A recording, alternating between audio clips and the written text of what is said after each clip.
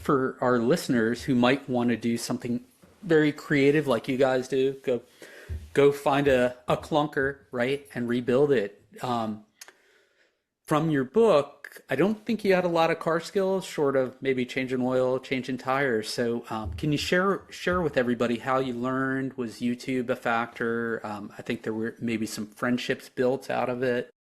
Yeah, absolutely. So yeah, when we started, a key memory of mine, we pull into the driveway, we park Teggy in our driveway, and then we're sitting on this rock Mhm. on, next to our driveway staring at it. What did we just do? We didn't know where to even start, what to do, how to do anything. I mean, I had never taken off a tire off of a car before that.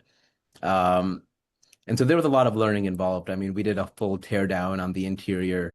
We repaired and replaced panels, fixed wiring, Mhm. wrapped the whole car. And all of that knowledge came, yeah, a lot from YouTube, a lot from endless Google searching, Mhm. but also from a couple of friends we made along the way. And I thought that was really cool. So one of my, who's still a friend of mine now, I was talking to him yesterday.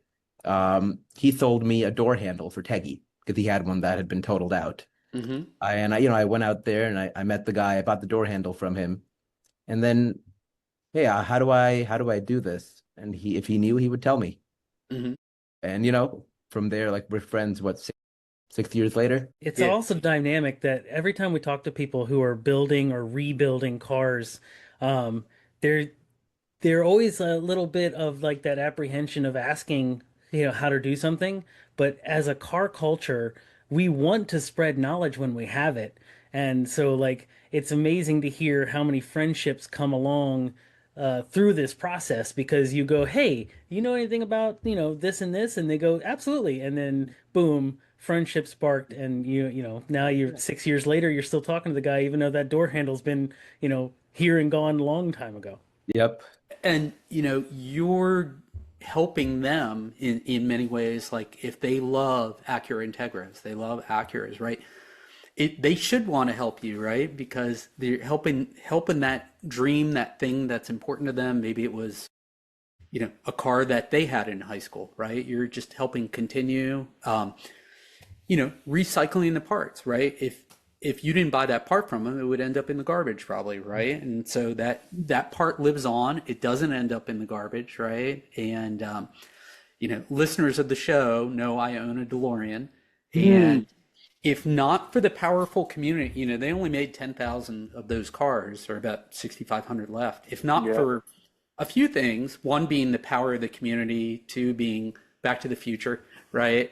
And three being when DeLorean went out of business, they had a ton of extra parts. And this company in Houston ended up buying all of it. And then between that, there have been people who like the DeLorean and they're like, hey, if I do this, I can make it better. Or hey, I can build an engine swap kit. Or I can design some fuel injector retainer system, which I bought, just to keep the fuel injectors in better, right? So they seal better. And so, you know, that knowledge, right, could turn into somebody's career, right? And I know, Neil, I'm pulling from the book. I think there was a little bit of interest in maybe becoming a surgeon while you were wrapping the car, maybe. And I know your mind changed, but you never know where it's going to go. And cars just bring people together. They really do. Fathers, sons, fathers, daughters, friends. That's how Dave and I met.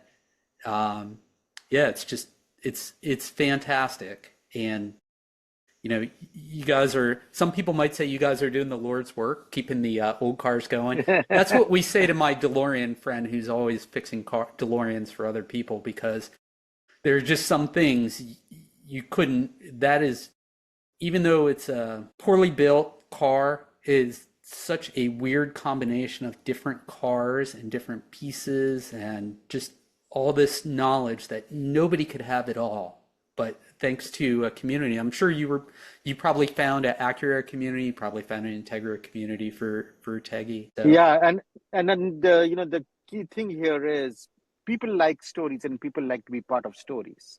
Yeah. yes. And that's I think what this project did to us and all of the people who became part of our story, right? Uh, Because yeah, I mean, car was just a medium, but what we were really building were friendships, were experiences, were memories, and then relationships. So yeah, I mean, people are nice. People want to help people, and projects bring people along really well.